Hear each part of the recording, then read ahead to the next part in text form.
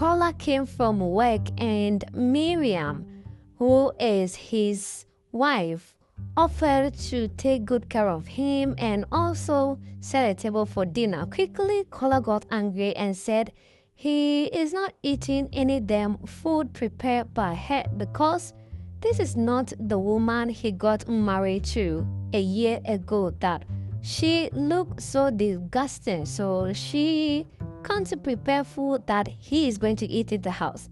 Miriam did not understand what was going on and said, "My husband, did I do anything wrong?" Kola looked at her from head to toe to head and said, "You can't spoil my mood because I was happy when I was awake. Right now, I'm so damn angry just by looking at you." And Kola walked out on Miriam. Miriam did not understand. In the middle of the night, Miriam called Kola and said, "My husband, my sweetheart, what wrong did I do to you for you to treat me like this?" Kola said, "Is that why you woke me up in the middle of the night? Don't you think that we can talk about this in the morning? Or have you forgotten I'm going to work and you don't have any work doing? So you think waking up by this time to discuss this, which is not even important? Look, woman, I don't want to talk about it. In fact, I am going back to sleep and you dare not wake me up." Miriam said, "Sweetheart, if we don't talk about what exactly the problem is, how can we solve it?" Kola said, "You know what? I don't have time for this." And Kola slept. Miriam looking on so worried and thinking, what exactly did I do wrong? Next day, Miriam woke up early to prepare breakfast. Kola this time ate the breakfast but wasn't talking to Miriam again. Went to work and Miriam got herself so worried that she didn't know what to do. Miriam decided to surprise her husband at work with lunch. And when she got to the office, Kola didn't want to even see the wife. But the workers in the office knew that the wife is beautiful. But according to Kola, this is not the wife he got married to. After serving their lunch, Kola said, "You know what, Miriam, thank you for the lunch, but we'll talk in the house. Can you leave the office now?" Miriam said, "I came here so we could eat the lunch together." Kola said, "I am busy. This is the office. I said we'll talk. I know the reason why you came here. We'll talk when I get back home." Miriam said, "Are you sure?" Kola said, "Yes." Then Miriam went back home.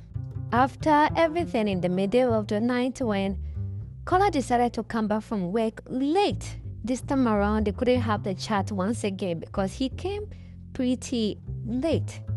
Next day, this time around, Miriam said, "Look, if we don't talk about it and how you're treating me, you're not going to work." Kola said, "Okay, since you want to hear the hard truth, this is it. You look disgusting. You look like you are pregnant, which you are not. You were pregnant once you lost my baby, and you did nothing about it. Look at your stomach. Look at the way you are dressed. Look at your hair, no makeup. Just look at yourself in the mirror. Do you look appealing? Do you look like the woman I married a year ago?" Miriam said, "Okay, so my physical look is the problem? Not only your physical look. You stink. Water is always coming out from you. You stink. You know that you had the operation. You're not taking care of yourself. What exactly is the problem? Don't you know that you stink and you want me to make love to you?" Miriam said, "I have tried everything possible. I don't know exactly what's wrong." "Well, since you know that water is coming from you and you don't know you stink, then that is the truth. Your stomach is protruding like you're pregnant. You had your operation 6 months ago. You are still stinking. Look, I don't want to be mean, but I can't get closer to you. I don't know. You just look disgusting to me. Since you want the truth, there you have it."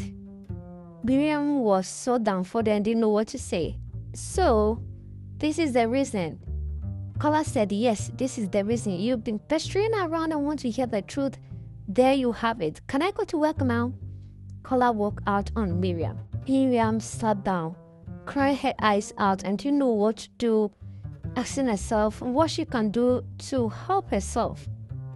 At this time, She realized there's no hope that the husband will love her the way they got married a year ago.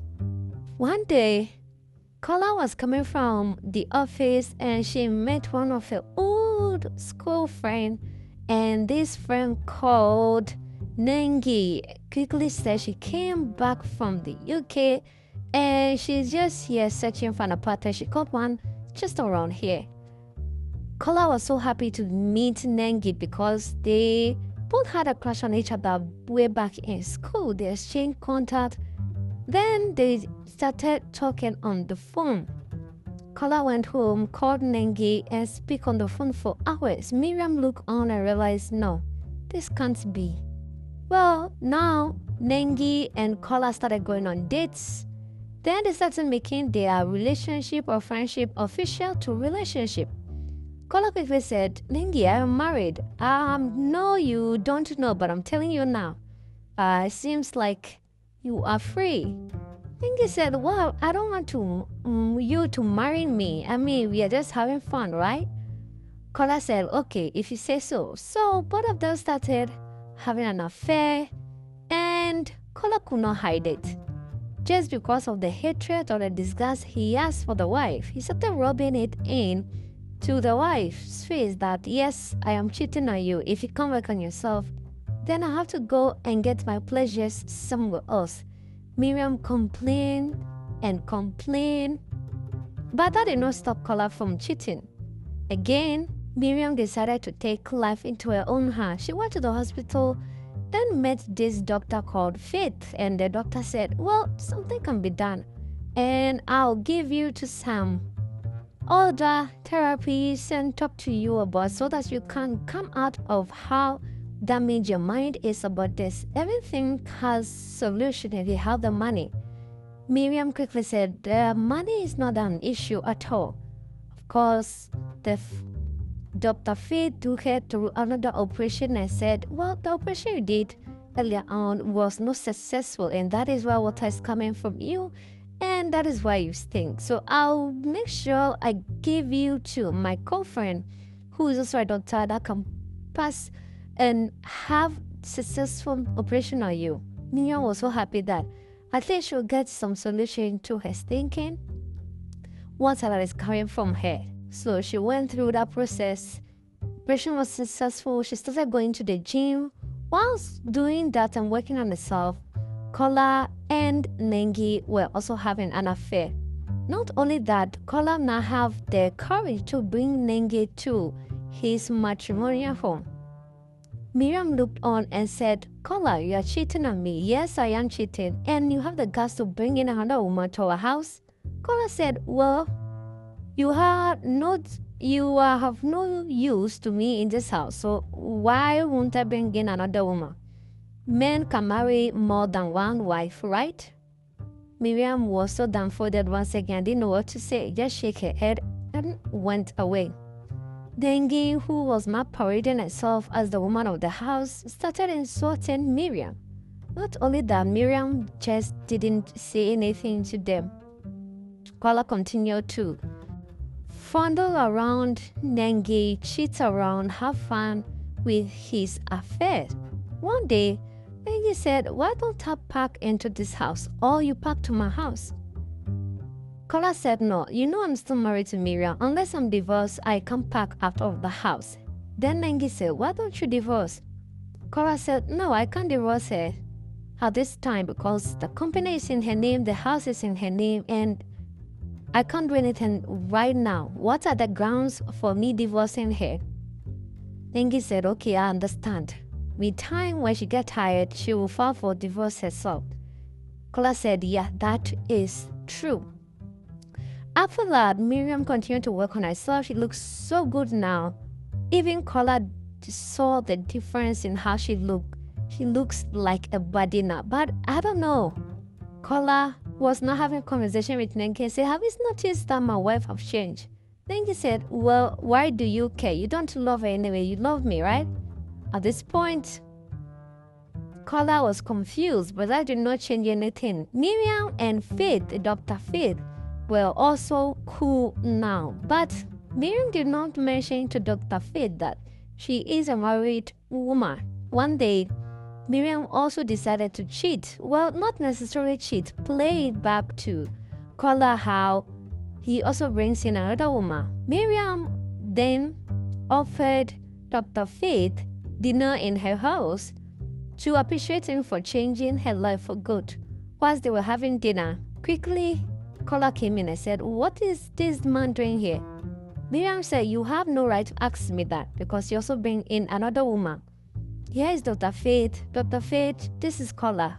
"What do you mean this is Kola? I'm your husband." Quickly, Faith was confused and shocked. Faith walked out. Next day, Miriam went to the hospital to apologize to Faith that, "Yes, I am married, but yeah, I didn't want to tell you the reason why I am doing all this. But I have realized that I don't need to do it for my husband, I have to do it for myself. That's why I didn't mention it to you that I was a married woman." Faith forgave him. And one day, Nengi called Kola and said she wanted some money to pay her rent. Well, not necessarily pay her rent, but she wanted some money. Kola said, "I can't afford to give you such an amount of money yet." Nengi at this point needed the money to sort out herself or sort out her rent, but did not want to add because of the way she came across as a London babe who is rich. Whilst all this was going on, Faith came to the house once again and was having some small dinner with Miriam. Again, this time, Kola was so angry to see Dr. Faith and his wife together and started fighting Dr. Faith. Quickly, Miriam said he has no right to do that. With the anger on Kola's face, he drove to Nengi's house only to find out that Nengi was being thrown out of the apartment because she hasn't been able to pay her rent. Whilst the landlord was dragging her, quickly her accent changed to a local champion, and Kola could not believe it that, "Wait, so you have not traveled outside of Nigeria and you like to me that you are from London? Really?" Landlord quickly said, "This girl from which London?" "She is from Aba. She is an Igbo girl. She hasn't paid her rent for the last 6 months. And yes, we are throwing her out." Nengi later confessed that yes, it's true. She hasn't been to London. She was just lying because when she saw Kola with his car and look-what dress, she quickly had to match up the energy and come across as if she is also successful. So that was why she lied. Nengi continued to beg, but it was too late. Kola got angry and left. While he came back to the house, Miriam looked so good, so sexy, and enjoying herself watching TV. Kola wanted to get close to Miriam, but Miriam was not ready to hear anything he had to say. Exactly 2 weeks after Kola fell sick, he was rushed to the hospital. Tests were done on him, and they found out that he has HIV positive AIDS. And this was not even a surprise because he was treated with Nengi, and Nengi has been all over about with different men without his notice. So yes, at the end, Kola played himself. Whilst he was getting some treatment, Miriam on the other hand served him divorce papers quickly and told him that, "Look, since you have been playing me, this is the time for you to know the truth. The company you've been working in is mine. The house you already know is in my name. I stepped down and took in a new manager to act as the owner of the company to employ you when I knew you had no job. But you didn't seem to appreciate all the thing I've done for you. So yes, this is divorce papers. Luckily, at least you bought a car in your name. You can use that as a collateral. The house in my name, and you've been sacked from the office. No more working in the company." This time, Kola has lost both the wife, the company, and of course, everything he has worked for. This is to tell you that if your wife is going through something, you need to stick by them. Thanks for watching this recap. This channel brings you the best Nollywood movies. We save you time and money. Don't forget to subscribe and like our videos for more movie recap.